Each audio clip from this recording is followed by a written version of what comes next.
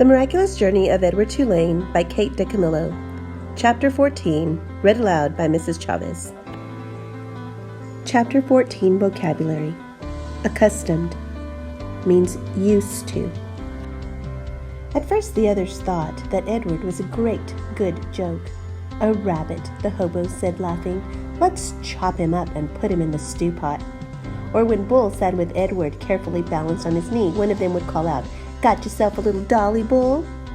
Edward, of course, felt a surge of anger at being referred to as a dolly, but Bull never got angry. He simply sat with Edward on his knee and said nothing. Soon the men became accustomed to Edward, and the word of his existence spread.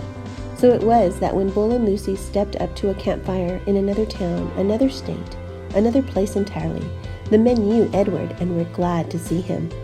"Malone!" they shouted in unison, and Edward felt a warm rush of pleasure at being recognized, at being known. Whatever it was that had begun in Nellie's kitchen, Edward's new and strange ability to sit very still and concentrate the whole of his being on the stories of another became invaluable around the hobo campfire. "Look at Malone," said a man named Jack one evening. "He's listening to every dang word." "Certainly," said Bull. "Of course he is." Later that night, Jack came and sat next to Bull and asked if he could borrow the rabbit. Bull handed Edward over, and Jack sat with Edward on top of his knee. He whispered in Edward's ear. "Helen," Jack said, "and Jack Jr. and Taffy, she's the baby. Those are my kids' names. They are all in North Carolina. You ever been to North Carolina? It's a pretty state. That's where they are. Helen, Jack Jr., Taffy. You remember their names, okay? Okay, Malone?" After this, wherever Bull and Lucy and Edward went, some tramp would take Edward's aside and whisper the names of his children in Edward's ear. Betty, Ted, Nancy, William, Jimmy, Eileen, Skipper, Faith. Edward knew what it was like to say over and over again the names of those you had left behind. He knew what it was like to miss someone, and so he listened.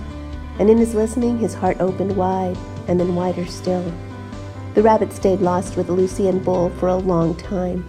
Almost 7 years passed, and in that time, Edward became an excellent tramp, happy to be on the road, restless when he was still. The sound of the wheels on the train tracks became a music that soothed him. He could have ridden the rails forever, but one night, in a railroad yard in Memphis, as Bull and Lucy slept in an empty freight car and Edward kept watch, trouble arrived. A man entered the freight car and shone a flashlight in Bull's face and kicked him awake. "You bum," he said. "You dirty bum. I'm sick of you guys sleeping everywhere. This ain't no motel." Bull sat up slowly. Lucy started to bark.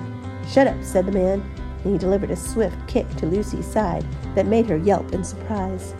All his life, Edward had known what he was, a rabbit made of china, a rabbit with bendable arms and legs and ears.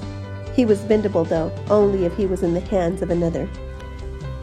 He could not move himself, and he had never regretted this more deeply than he did that night when he and Bull and Lucy were discovered in the empty rail car. Edward wanted to be able to defend Lucy, but he could do nothing. He could only lie there and wait. "Say something," said the man to Bull. Bull put his hands up in the air. He said, "We're lost." "Lost? Huh. You bet you're lost." And then the man said, "What's this?" And he shone the light on Edward. "That's Malone," said Bull. "What the heck?" said the man, and he poked at Edward with the toe of his boot. "Things are out of control. Things are out of hand. Not on my watch. No, sir. Not when I'm in charge." The train suddenly lurched into motion. "No, sir," said the man again. He looked down at Edward. "No free rides for rabbits." He turned and flung open the door of the rail car, and then he turned back, and with one swift kick, he sent Edward sailing out into the darkness. The rabbit flew through the late spring air. From far behind him, he heard Lucy's anguish howl. "Oh, oh," she cried. Edward landed with a most alarming thump, and then he tumbled and tumbled and tumbled down a long, dirty hill. When he finally stopped moving, he was on his back, staring up at the night sky.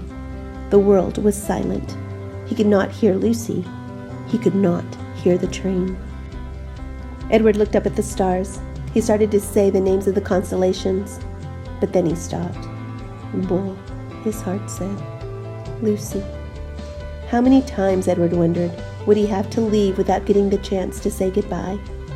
A lone cricket started up a song. Edward listened. Something deep inside of him ached. He wished that he could cry. Chapter 14 questions.